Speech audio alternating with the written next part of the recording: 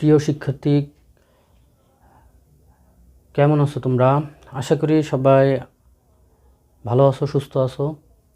আমরা আজকে আবার তোমাদের অনলাইন ভিডিও ক্লাসে তোমাদের সামনে আমি হাজির হলাম পদার্থবিজ্ঞান প্রথম পত্রের আরও একটা অধ্যায় নিয়ে।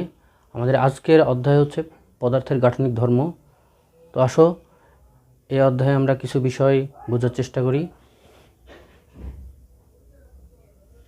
প্রথমে আমরা পদার্থের আন্তঃআণবিক বল সম্পর্কে আলোচনা করব।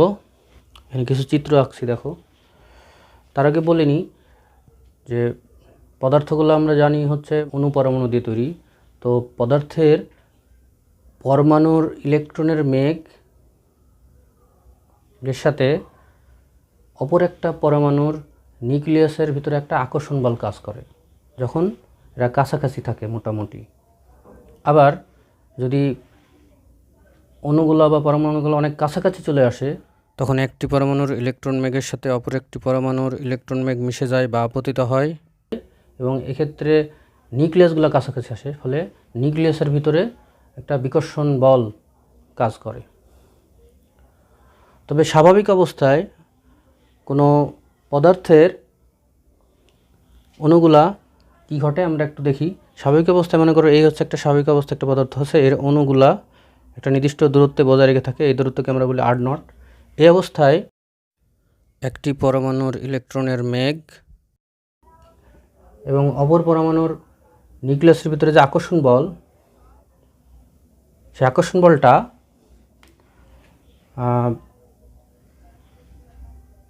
নিউক্লিয়াসের সাথে একটা পরমাণুর নিউক্লিয়াসের সাথে অপর একটা পরমাণুর নিউক্লিয়াসের যে বিকর্ষণ বল বা ইলেকট্রন মেঘের সাথে একটা ইলেকট্রন মেঘের যে বিকর্ষণ বল, সেই বিকর্ষণ বলটা সমান হয়। অর্থাৎ স্বাভাবিক অবস্থায় যখন কোনো পদার্থ থাকে তখন আকর্ষণ বল বা বিকর্ষণ বল সমান হয়।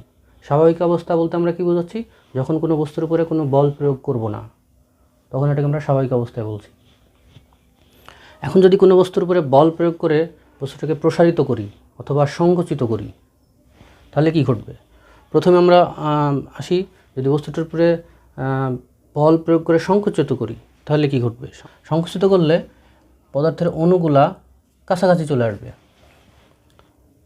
কাছাকাছি চলে আসার কারণে একটা পরমাণুর ইলেকট্রনের মেঘের সাথে অপর একটা পরমাণুর ইলেকট্রন মেঘগুলি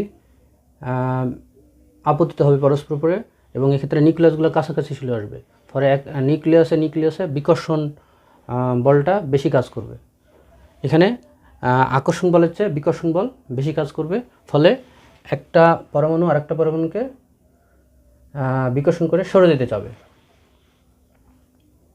কিন্তু বাহ্যিক বল প্রয়োগের কারণে এরা কাছাকাছি আসে। বল অপসারণ করলে আবার আগের অবস্থায় ফিরে যাবে।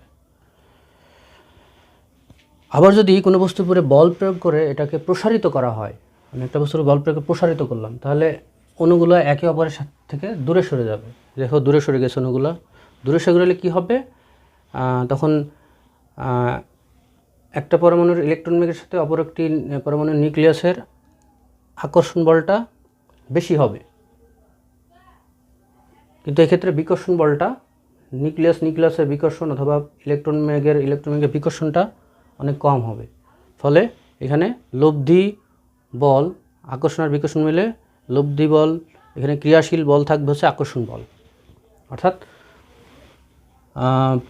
অণুগুলো বা পরমাণুগুলো দূরে সরে গেলে এদের ভিতরে আকর্ষণ বল কাজ করে। তো এটাকে যদি আমি একটা গ্রাফ চিত্রের মাধ্যমে দেখাতে পারি, দেখো এক্স অক্ষে আমি অণুগুলার দূরত্ব, আর ওয়াই অক্ষে বরাবর যদি আমরা ওই আকর্ষণ বা বিকর্ষণ বল দিয়ে প্রকাশ করি, তাহলে দেখো লাল যে রেখাটা দিছি, এই রেখাটা দিয়ে অণুগুলার ভিতরে আকর্ষণ বল বোঝাচ্ছে লাল রং দিয়ে। সবুজ রং দিয়ে যে আমরা রেখাটা দিছি, এটা দিয়ে আমরা অণুগুলার ভিতরে বিকর্ষণ বল বোঝাচ্ছি। আর কালো রঙের যে রেখা, এটা দ্বারা লব্ধি বল নির্দেশ করতেছি। অর্থাৎ লব্ধির উপরে আকর্ষণ বল কাজ করবে না, লব্ধি বলটা বিকর্ষণ বল হবে না লব্ধি বলটা আকর্ষণ বল হবে, সেটা আমরা বোঝানো দেখাচ্ছি।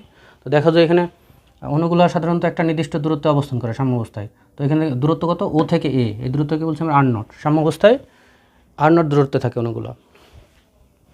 তো এই অবস্থায় দেখো বিকর্ষণ বলটা এবং আকর্ষণ বলটা, এই দুইটা বলেরই মান, এখানে এই মানটা দেখো সমান কিন্তু বিপরীত।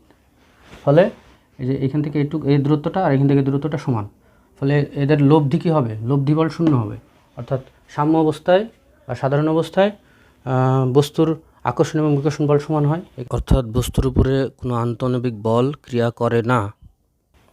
এরপরে যদি আমরা বল প্রয়োগ করে বস্তুর ভিতরে দূরত্ব বাড়াই, বিকর্ষণ বলটা কমে যাবে কিন্তু আকর্ষণ বলটা বেড়ে যাবে। ফলে আকর্ষণ আর বিকর্ষণের মানে লব্ধি বলটা কী হবে, এর ভিতরে লব্ধি বলটা হবে আকর্ষণধর্মী। ফলে অণুগুলো দূরে সরে গেলে এদের ভিতরে আকর্ষণ বল কাজ করে। আবার যদি বল প্রয়োগ করে সংকুচিত করি তখন কী হবে, অণুগুলো কাছাকাছি চলে আসবে। কাছাকাছি আসলে কি হয় যে এদের ভিতরে আকর্ষণ বলটা কম হয় কিন্তু বিকর্ষণ বলটা বেশি হয়। ফলে লব্ধি বল কী বল কাজ করে, লব্ধি বল হয় বিকর্ষণধর্মী। ফলে এরা একে অপরকে বিকর্ষণ করে। তাহলে আন্তঃআণবিক বল হচ্ছে মৌলিক কণিকাগুলোর চার্জের জন্য অণুগুলোর মধ্যে যে শক্তিশালী বল কাজ করে তাকে আন্তঃআণবিক বল বলে। এই আন্তঃআণবিক বল, আকর্ষণ বল, বিকর্ষণ বলের কারণেই বস্তুর ভিতরে স্থিতিস্থাপক ধর্মের সৃষ্টি হয়। আশা করি বুঝতে পারছো বিষয়টা। এবার আমরা চলো স্থিতিস্থাপকতা নিয়ে একটু আলোচনা করব। দেখো আমার এখানে একটা কি দেখতে পাচ্ছ তোমরা, রাবার আছে, তাই না? রাবার। এখন রাবারটাকে যদি আমি বল প্রয়োগ করি, কী হচ্ছে দেখো তো, এই যে বল প্রয়োগ করছি, লম্বা হয়ে যাচ্ছে না? আবার যদি বল অপসারণ করি তাহলে কি হবে, আবার আগের অবস্থায় ফিরে আসলো। আবার বল প্রয়োগ করলাম, লম্বা হয়ে যাচ্ছে। আবার বল অপসারণ করলাম, আগের অবস্থায় ফিরে আসতেছে। এটা কেন হচ্ছে? আবার দেখো এখানে, দেখো আমার কাছে একটু বেলুন আছে, তো এটাকে যদি আমরা হাওয়া দিই বা বায়ু প্রবেশ করি তাহলে কি ঘটবে দেখো তো। আয়তন, একটা নির্দিষ্ট আয়তন আছে, এই যে হাওয়া দিচ্ছে, এটা আয়তন বেড়ে যাচ্ছে। আবার যদি হাওয়া বের করে দিই, মানে বল অপসারণ করি, তাহলে আগে আবার অবস্থা ফিরে আসছে। আবার যদি বল প্রয়োগ করি, বায়ু দিই,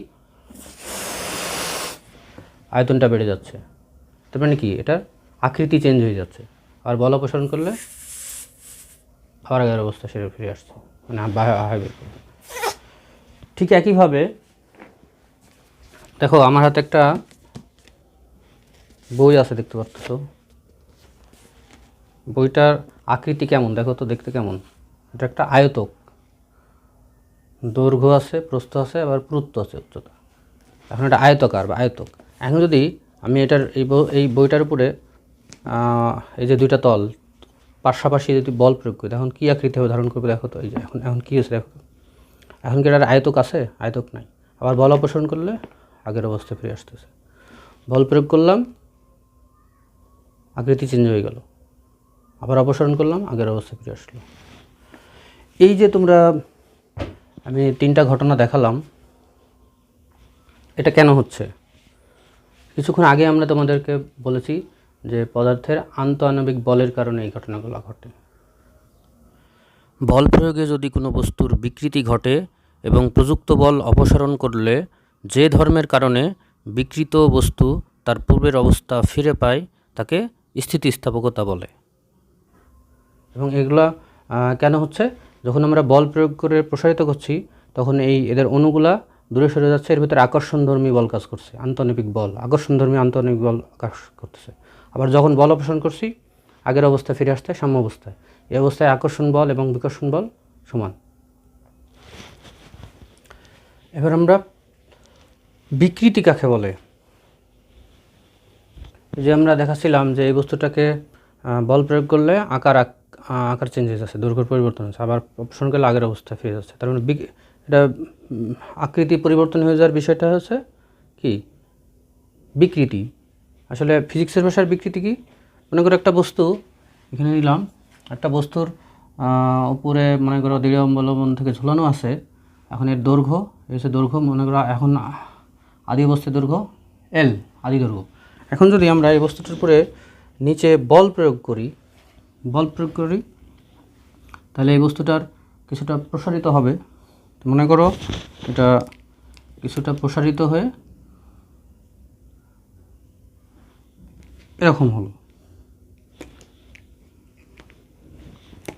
মানে এই পরিমাণ দৈর্ঘ্য বৃদ্ধি পেল। মনে করো আমরা এক্ষেত্রে কত বল প্রয়োগ করছিলাম, নিচের দিকে এফ পরিমাণ বাহ্যিক বল প্রয়োগ করছিলাম, ফলে এর দৈর্ঘ্য কতটুকু বৃদ্ধি পেল, মনে করো স্মল এল। তাহলে স্মল এল হচ্ছে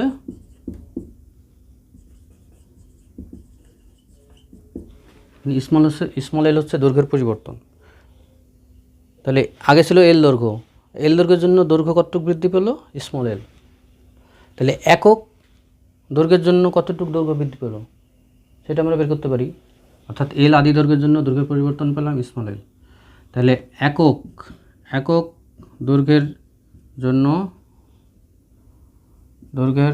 একক আদি দৈর্ঘ্যের জন্য দৈর্ঘ্যের পরিবর্তন কত পাবো, small L by capital L. তাহলে এখানে একক দৈর্ঘ্যের জন্য দৈর্ঘ্যের পরিবর্তনটা পেলাম small L by capital L. এইটাকে বলা হয় এই বস্তুটার বিকৃতি। বাইরে থেকে বল প্রয়োগের ফলে কোনো বস্তুর একক মাত্রায় যে পরিবর্তন ঘটে তাকে বিকৃতি বলে। তাহলে বিকৃতি সমান আমরা কি লিখতে পারি, বিকৃতি সমান লিখতে পারি মাত্রার পরিবর্তন ভাগ আদিমাত্রা। এখানে এল হচ্ছে মাত্রার পরিবর্তন, স্মল এল আর মাত্রার পরিবর্তন, আর ক্যাপিটাল এল হচ্ছে আদিমাত্রা। এবার আমরা পীড়ন কাকে বলে। পীড়ন হচ্ছে এই যে দেখো এই বস্তুটার উপরে আমরা যখন আগে দৈর্ঘ্য ছিল ক্যাপিটাল এল, আমরা যখন বাহ্যিক বল এফ প্রয়োগ করলাম তখন বস্তুটা কিছুটা লম্বা হয়ে গেল। তাহলে আমরা যদি বলটা অপসারণ করি আবার বস্তুটা আগের দৈর্ঘ্যে ফিরে যাবে।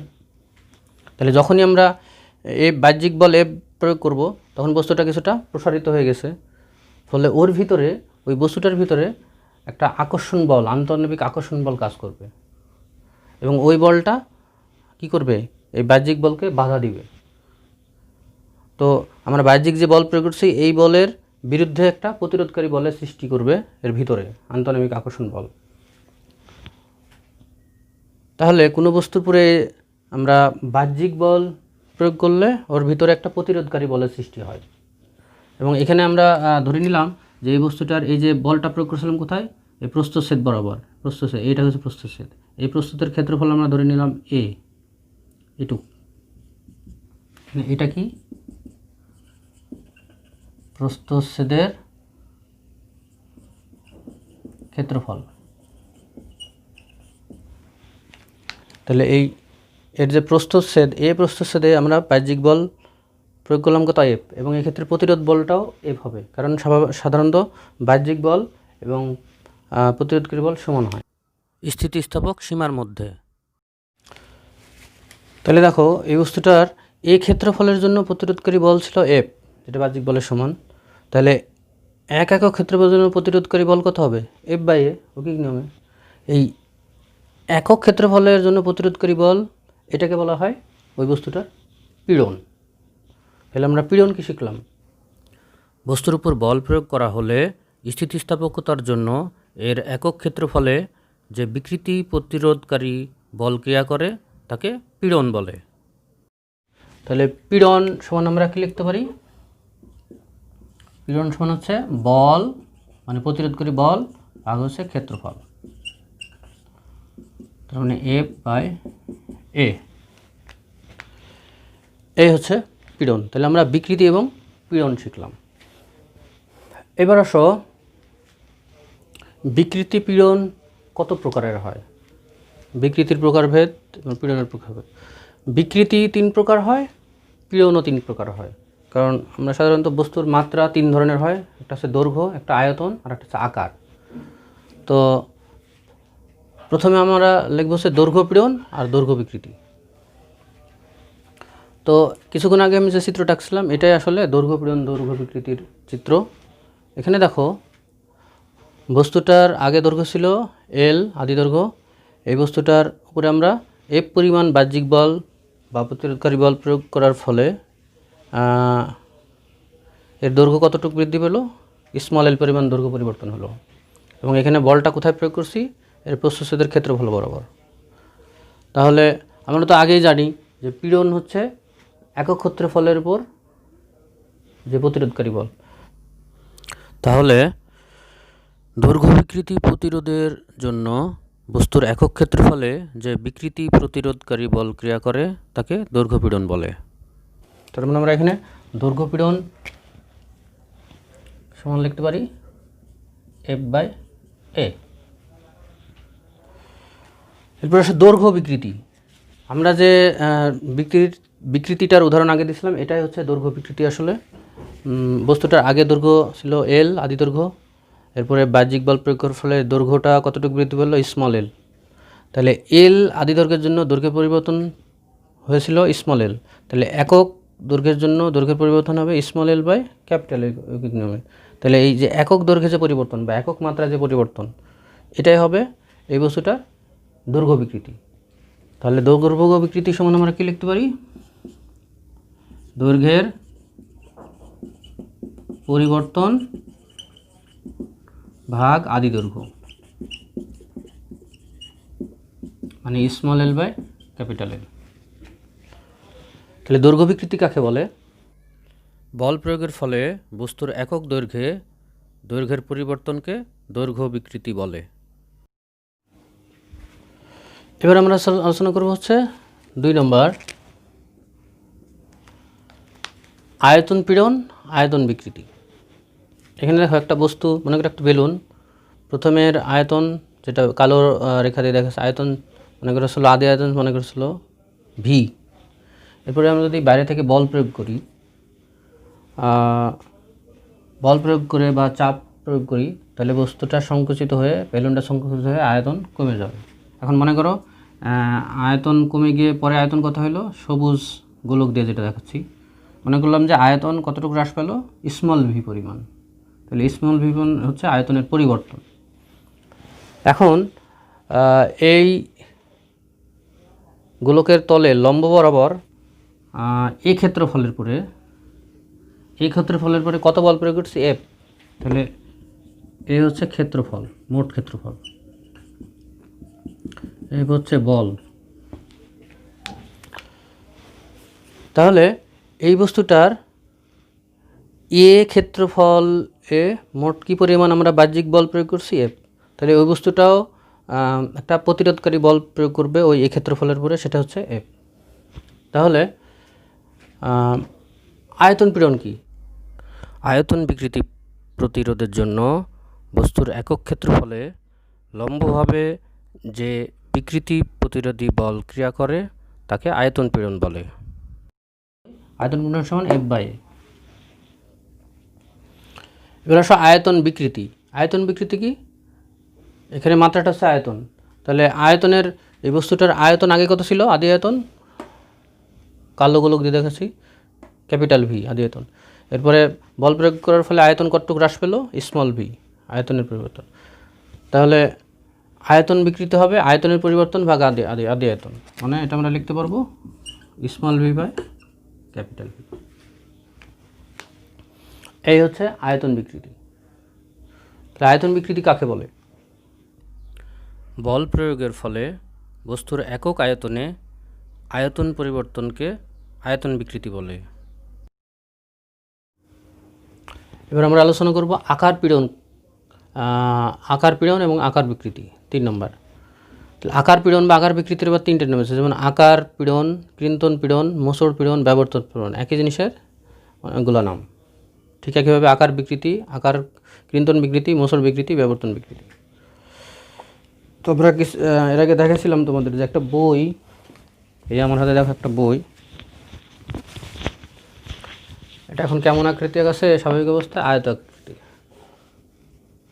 আয়তক আকৃতির দৈর্ঘ্য আছে, প্রস্থ আছে, প্রস্থ বা উচ্চতা আছে।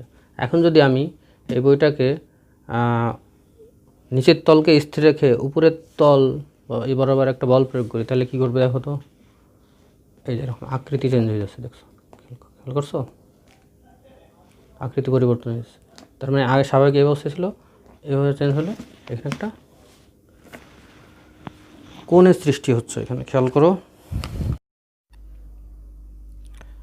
এখানে ভিডিওতে দেখো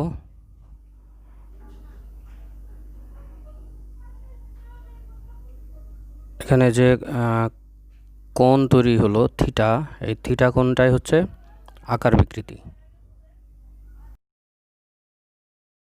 আগে বস্তুটা মনে করো এমন ছিল, মনে করো আগে একটা বস্তুর এরকম আয়তকার বস্তুর আগে এরকম উপরের একটা তল নিচের একটা তল, দুইটা তলের মধ্যে একটা লম্ব দূরত্ব আছে, লম্ব দূরত্ব। এখন আমরা যদি নিচের তলটাকে যদি স্থির ফিক্সড করে দিই, অর্থাৎ আটকায় দিয়ে উপরের তলে যদি এবার একটা বল প্রয়োগ করি, মনে করি বল প্রয়োগ করলে কী হবে, এটা সরে যাবে, উপরের তলটা সরে যাবে, মানে দেখতে এরকম হবে, সেটা এরকম সরে যাবে, যেটা বইটা আমরা দেখালাম। তো মনে করো উপরের তলটা আগে এ অবস্থানে ছিল, পরে এ প্রাইম অবস্থানে চলে গেল। নিচের তলটা আগে যেখানে ছিল এখানে আছে, এটা মনে করো নিচের তলটা বি অবস্থানে ছিল, বি অবস্থানে আছে, তাহলে এ আর বি তলের মধ্যে দূরত্ব বললাম এইচ, দুইটা তলের মধ্যে দূরত্ব এইচ। আর এটা এই অবস্থা থেকে কিছুটা বাঁকা হয়ে এভাবে সরে গেছে, একটা কোণ তৈরি করছে এখানে, খেয়াল করে কোণ, এই কোণটাকে ধরলাম আমরা থিটা। তাহলে একটা এখানে এ বি এ প্রাইম একটা সমকোণী ত্রিভুজ, এখানে এই যে যত কোণে এটা বেঁকে গেল, উপরের তলটা যত কোণে সরে গেল, এই কোণটাকে বলা হয় আকার বিকৃতি। তাহলে এখানে মানে আকার বিকৃতি হচ্ছে এখানে এই কোণের হচ্ছে ট্যানজেন্ট বা ট্যান থিটা। তাহলে আকার বিকৃতি ট্যান থিটা বা শুধু থিটা দ্বারা প্রকাশ করা হয়। ক্ষুদ্র মানে সমান হচ্ছে তলের সরণ কত, তলের আপেক্ষিক সরণ এ থেকে, মানে এখানে লম্ব এ প্রাইম, আর দুইটা তলের মধ্যে দূরত্ব কত, মানে ভূমি এ বি। তাহলে আমরা আকার বিকৃতি বলতে পারি ট্যান থিটা বা থিটা সমান তলের আপেক্ষিক সরণ ভাগ দুটি তলের লম্ব দূরত্ব। এই হচ্ছে আকার বিকৃতি। আর আকার পীড়ন কি, আগের মতোই সব পীড়নেরই সূত্র এটা এফ বাই এ। এখানে এই তলের উপরে যে বল প্রয়োগ করা হলো এফ, মনে করলাম যে এই ক্ষেত্রফলে এফ বল প্রয়োগ করা হয়েছে, তাহলে একক ক্ষেত্রফলে এই আকার বিকৃতি ঘটার জন্য কত বল প্রয়োগ করেছে, এফ বাই এ। তাহলে এফ বাই এটাই হবে আকার পীড়ন। সমস্ত পীড়নের সূত্র একই। প্রিয় শিক্ষার্থী, এখন আমরা আলোচনা করব হচ্ছে স্থিতিস্থাপক সীমা। স্থিতিস্থাপক সীমাটা কি আমরা একটু সবাই বোঝার চেষ্টা করি। মনে করো তুমি একটা বস্তুর উপরে বাহ্যিক বল প্রয়োগ করলা 1 নিউটন, তাহলে বস্তুটি প্রসারিত হলো, আবার ছেড়ে দিলা, আগের জায়গায় ফিরে আসলো স্থিতিস্থাপক ধর্মের কারণে। এরপরে 2 নিউটন বল প্রয়োগ করলো, প্রসারিত হলো, আবার অপসারণ করলা, আবার আগের অবস্থায় পুরোপুরি ফিরে আসলো। এরপর 3 নিউটন বল প্রয়োগ করলা, এরপরে সে আরেকটু বেশি প্রসারিত হলো, বল অপসারণ করলা, পুরোপুরি আগের অবস্থায় ফিরে আসলো। এরপর তুমি যখনই 3-এর বেশি বল প্রয়োগ করলা, তখন আরেকটু বেশি প্রসারিত হলো, কিন্তু এখন তুমি বল অপসারণ করলে এই বস্তুটা পুরোপুরি আর আগের অবস্থায় ফিরে আসতেছে না। তার মানে বস্তুটার স্থায়ীভাবে কিছু বিকৃতি হয়ে গেছে। তাহলে আমরা দেখতে পাচ্ছি যে এই বস্তুটার উপরে সর্বোচ্চ কত বল প্রয়োগ করলে এটার স্থিতিস্থাপক ধর্ম বোঝাই ছিল, অর্থাৎ আগের অবস্থানে ফিরে আসতেছিল, সর্বোচ্চ 3 নিউটন। তাহলে এই 3 নিউটনই হচ্ছে এই বস্তুটার জন্য স্থিতিস্থাপক সীমা।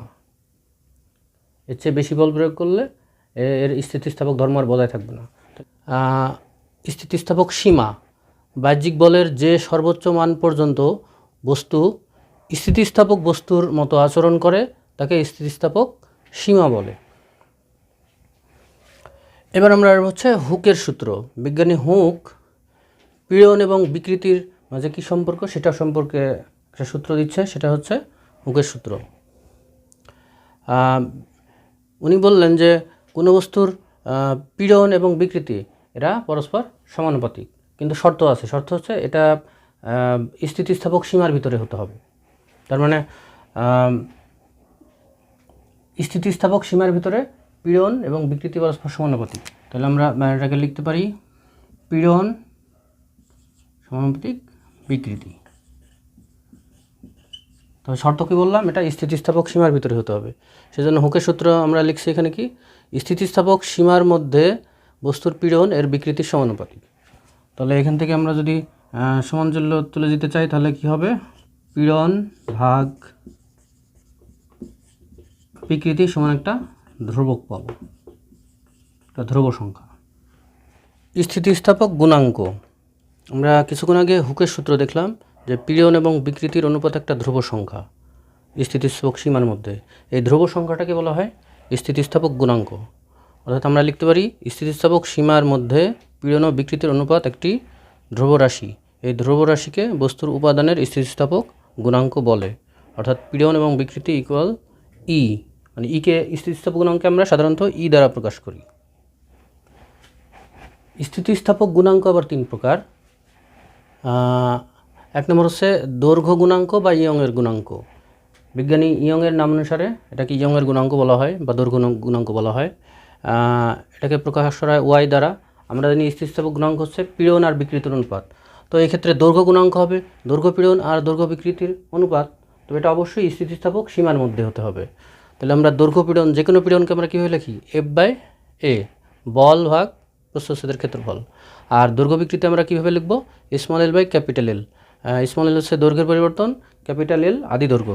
তাহলে এটাকে আমরা লিখতে পারি FL/AL, বা কোনো বস্তুর উপরে ভর ঝুলে দিলে F সমান লিখতে পারি mg, তখন হবে mg/L ছোট l। এটা হচ্ছে স্থিতিস্থাপক গুণাঙ্ক। স্থিতিস্থাপক সীমার মধ্যে বস্তুর দৈর্ঘ্য পীড়ন ও দৈর্ঘ্য বিকৃতির অনুপাতকে বস্তুর উপাদানের ইয়ংয়ের গুণাঙ্ক বলে। এরপর হচ্ছে আয়তন গুণাঙ্ক। স্থিতিস্থাপক সীমার ভিতরে কোনো বস্তুর আয়তন পীড়ন এবং আয়তন বিকৃতি একটি ধ্রুব সংখ্যা। এই ধ্রুব সংখ্যাটাকে বলা হয় আয়তন গুণাঙ্ক। আয়তন গুণাঙ্ক কে সমান আয়তন পীড়ন ভাগ আয়তন বিকৃতি। তাহলে এই ক্ষেত্রে আমরা যে কোনো পীড়নকে লিখতে পারি F/A, আর আয়তন বিকৃতিকে লিখতে পারি v/V। F বল, A প্রস্থচ্ছেদের ক্ষেত্রফল, আর V আয়তনের পরিবর্তন, V আদি আয়তন। শেষ পর্যন্ত এটা লেখা যায় V/A। তাহলে স্থিতিস্থাপক সীমার মধ্যে বস্তুর আয়তন পীড়ন ও আয়তন বিকৃতির অনুপাতকে বস্তুর উপাদানের আয়তন গুণাঙ্ক বলে। এরপরে হচ্ছে 3 নম্বর দৃঢ়তার গুণাঙ্ক বা আকার গুণাঙ্ক বা ব্যবর্তন গুণাঙ্ক বা মোচড় গুণাঙ্ক, অনেকগুলো নামে ডাকা হয়। এটা কি, এটা হচ্ছে স্থিতিস্থাপক সীমার মধ্যে কোনো বস্তুর আকার পীড়ন এবং আকার বিকৃতির অনুপাত একটা ধ্রুব সংখ্যা। এই ধ্রুব সংখ্যাটাকে বলা হয় দৃঢ়তার গুণাঙ্ক। এটাকে n দ্বারা প্রকাশ করা হয়। তাহলে আমরা এক্ষেত্রে লিখতে পারি কি, সব পীড়নের সূত্র একই, আকার পীড়ন হচ্ছে F/A, আর আকার বিকৃতিকে আমরা লিখতে পারি থিটা। তাহলে শেষ পর্যন্ত পেলাম F/A থিটা। তাহলে এই হচ্ছে 3 ধরনের গুণাঙ্ক। প্রিয় শিক্ষার্থী, এখন আমরা একটা গাণিতিক সমস্যা ও তার সমাধান দেখব এবং বোঝার চেষ্টা করব। এখানে দেখো একটা অঙ্ক আছে, 1 মিলিমিটার স্কোয়ার প্রস্থচ্ছেদের ক্ষেত্রফল বিশিষ্ট একটি ইস্পাত তারের দৈর্ঘ্য 5% বৃদ্ধি করতে হলে কত বল প্রয়োগ করতে হবে? ইস্পাতের ইয়ংয়ের গুণাঙ্ক y = 2 × 10⁻11 Nm/m²। এই হচ্ছে অঙ্ক। তাহলে আমরা প্রথমে ডাটা লিখে নিই। দেওয়া আছে প্রস্থচ্ছেদের ক্ষেত্রফলকে আমরা এই দ্বারা প্রকাশ করি A সমান 1 মিলিমিটার স্কোয়ার। এখানে 1 মিলিমিটার স্কোয়ার দেওয়া আছে। তো মিলিমিটার স্কোয়ারকে মিটার স্কোয়ার বানাতে হলে কী করতে হবে, 10⁻6 দ্বারা গুণ করতে হবে। তাহলে পেলাম 1 × 10⁻6 মিটার স্কোয়ার। যেহেতু আদি দৈর্ঘ্য দেওয়া নাই, তাহলে আমরা ধরে নিলাম আদি দৈর্ঘ্য সমান L। দৈর্ঘ্যের পরিবর্তনও দেওয়া নাই, দৈর্ঘ্যের পরিবর্তন l সমান কী হবে, অঙ্কে বলে দিছে যে তারের দৈর্ঘ্য 5% বৃদ্ধি করতে হলে, তাহলে দৈর্ঘ্যের পরিবর্তন l সমান হবে আদি দৈর্ঘ্য L প্লাস আদি দৈর্ঘ্য l এর 5%। তাহলে এখানে আমরা l সমান পেলাম, এখানে আমরা যোগ করে দিলাম, কারণ বৃদ্ধি বলছে। যদি হ্রাসের কথা বলতো তাহলে আমরা এখানে বিয়োগ করে দিতাম। তাহলে পেলাম l plus l into percent, শতকরাকে আমরা সংখ্যা প্রকাশ করলে 5/100। শেষ পর্যন্ত এখানে পেলাম 1.05 L। এখন ক্যাপিটাল এলকে যদি আমরা বাম পাশে নিয়ে আসি তাহলে আমরা small L by capital L সমান পাচ্ছি হচ্ছে 0.05। এটা হচ্ছে দৈর্ঘ্য বিকৃতি। ইয়ংয়ের গুণাঙ্ক ওয়াই সমান দেওয়া আছে এটা, আর বল এফ সমান কত সেটা বের করতে হবে। যেহেতু এখানে ইয়ংয়ের গুণাঙ্ক দেওয়া আছে তাহলে আমরা ইয়ংয়ের গুণাঙ্কের সূত্র ব্যবহার করব। আমরা জানি ইয়ংয়ের গুণাঙ্ক ওয়াই সমান দৈর্ঘ্য পীড়ন ভাগ দৈর্ঘ্য বিকৃতি, তাহলে এফ বাই এ ভাগ small L by capital L. এখান থেকে আমরা ওয়াই সমান F by A into L by L পেলাম, শেষ পর্যন্ত এফ সমান পেলাম Y A small L by capital L. এরপরে আমরা কী করবো, এই রাশিগুলোর মান বসাই দিলাম। ওয়াইয়ের মান এখানে বসাইছি, দেখো 2 × 10⁻11। এই ক্ষেত্রফলে এর মান বসাইছি 1 × 10⁻6, আর দৈর্ঘ্য বিকৃতি small L by capital L সমান বসাইছি 0.05। তাহলে আমরা শেষ পর্যন্ত বল এফ সমান পেলাম 10⁴ নিউটন। তাহলে আশা করি তোমরা অঙ্কটা বুঝতে পেরেছো। এবার আসো আমরা একটা আয়তন গুণাঙ্ক সম্পর্কিত অঙ্ক করব। দেখো অঙ্কটা আমরা আগে দেখি। একটি গোলকের ব্যাসার্ধ 10 সেন্টিমিটার, এর উপর 50 বায়ুমণ্ডলীয় চাপ প্রয়োগ করা হলে আয়তন 0.1 সিসি কমে গেল, এর আয়তন গুণাঙ্ক কত? তাহলে প্রথমে আমরা ডাটা লিখে নিই। দেওয়া আছে ব্যাসার্ধ আর = 10 সেন্টিমিটার, এখানে দেওয়া আছে সেন্টিমিটার থেকে মিটার করতে হলে 100 দিয়ে ভাগ করছি আমরা, তাহলে 0.1 মিটার পেলাম। এরপরে আদি আয়তন, যেহেতু ব্যাসার্ধ দেওয়া আছে এটা একটা গোলক, তাহলে গোলকের আয়তন আমরা জানি ক্যাপিটাল ভি সমান 4/3π r³। আয়তনের পরিবর্তন স্মল ভি, এটা দেওয়া আছে 0.1 সিসি, তাহলে 0.1 সিসি, সিসি মানে হচ্ছে কিউবিক সেন্টিমিটার, তাহলে আমরা লিখলাম 0.1 সেন্টিমিটার কিউব। এখন সেন্টিমিটার কিউব থেকে মিটার কিউব বানাতে হলে 10⁻⁶ দিয়ে গুণ করতে হয়, তাহলে আমরা পেলাম 0.1 × 10⁻⁶ মিটার কিউব। এরপরে দেওয়া আছে আয়তন পীড়ন বা চাপ। আমরা জানি পীড়ন আসলে এক ধরনের চাপ, তাহলে আয়তন পীড়ন বা চাপ পি সমান আমরা এফ বাই এ, এটা সমান দেওয়া আছে 50 ATM। তাহলে ATM হচ্ছে এসআই একক না, তাহলে 1 ATM সমান আমরা জানি 1.013 × 10⁵। তাহলে এই জন্য আমরা গুণ করে দিছি, তাহলে পেলাম 50 × 1.013 × 10⁵ নিউটন পার মিটার স্কোয়ার। আয়তন গুণাঙ্ক কে সমান কত? তাহলে আয়তন গুণাঙ্কের সূত্র আমরা জানি কে = আয়তন পীড়ন ভাগ আয়তন বিকৃতি। এফ বাই এর বদলে আমরা লিখছি পি পীড়ন, আর ভি বাই ক্যাপিটাল ভি, বা আমরা শেষ পর্যন্ত পেলাম P V by small V. এখান থেকে আমরা কে সমান লিখতে পারছি পি × 4/3π r³। এখানে আয়তন ভি এর সূত্র বসে দিলাম 4/3π r³, আর নিচে স্মল ভি ছিল, স্মল ভি থাকলো। এখন আমরা এই রাশিগুলোর মান বসাই দিলে চাপের মান দেখো বসাই দিছি, এটা 50 × 1.013 × 10⁵, 4/3 আছে, পায়ের মান 3.14, আর এর মান 0.1, এটার হোল কিউব, আর নিচে স্মল ভির মান ছিল 0.1 × 10⁻⁶।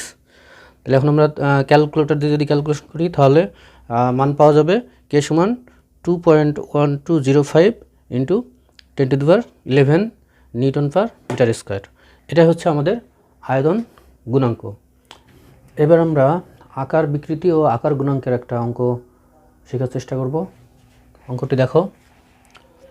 4 সেন্টিমিটার বাহু বিশিষ্ট একটি অ্যালুমিনিয়ামের ঘনকের উপরের পৃষ্ঠে একটি স্পর্শী বল প্রয়োগ করা হলো।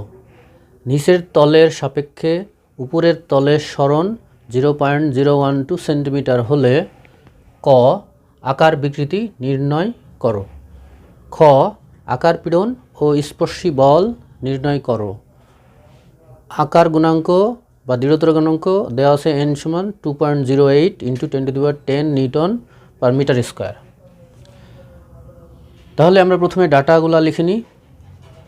দুটি তলের লম্ব দূরত্ব বা বাহুর দৈর্ঘ্য, আমরা এখানে যেহেতু এটা ঘনক তাহলে প্রত্যেক বাহু সমান, তাহলে প্রত্যেকটা তলের যে কোনো দুইটা বিপরীত তলের দূরত্ব হবে বাহুর দৈর্ঘ্য। বাহুর দৈর্ঘ্য এ সমান ধরে নিল, এ সমান 4 সেন্টিমিটার, এখানে দেওয়া আছে 4 সেন্টিমিটার। এই যে বাহুর দৈর্ঘ্য 4 সেন্টিমিটার দেওয়া আছে। সেন্টিমিটারকে 100 দিয়ে ভাগ করে আমরা মিটারে বানালাম 0.04 মিটার। তলের আপেক্ষিক সরণ ∆x, এটা দেওয়া আছে, এটা এই যে এটা 0.012 সেন্টিমিটার, এটাকে মিটার বানালাম তাহলে হলো 0.00012 মিটার। আকার গুণাঙ্ক n সমান দেওয়া আছে এটা। আকার বিকৃতি থিটা বা ট্যান থিটা সমান কত বের করতে হবে, আকার পীড়ন p বা f বাই a সমান কত বের করতে হবে, স্পর্শী বল f সমান কত তা বের করতে হবে। এখন আমরা জানি, দেখো প্রথমে ক নম্বর করব, আকার বিকৃতি থিটা বা ট্যান থিটা সমান হচ্ছে তলের আপেক্ষিক সরণ ভাগ দুটি তলের লম্ব দূরত্ব। আপেক্ষিক সরণকে আমরা ডেল এক্স দ্বারা প্রকাশ করছি, আর দুটি তলের লম্ব দূরত্বকে এ দ্বারা প্রকাশ করছি, যেটা বাহুর দৈর্ঘ্য। তাহলে ডেল এক্স বাই এ পেলাম। তাহলে এখন থিটার সমান ডেল এক্স বাই এর মান এটা দুটো বসাই দিচ্ছি, 0.00012 ভাগ 0.04। শেষ পর্যন্ত থিটা পেলাম 0.003। এটা কোনো একক নাই। তাহলে আকার বিকৃতি আমরা পেয়ে গেলাম, এটাই আনসার। আবার খ নম্বরে বলছে যে আকার পীড়ন বের করো।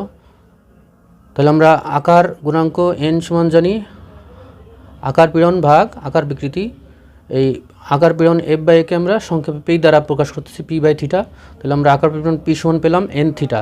এখানে মান বসে দিয়ে পেলাম 2.08 × 10 ইন্টু 0.003। শেষ পর্যন্ত আমরা আকার পীড়ন p সমান পেলাম 6.24 into 10⁷ newton per metre square.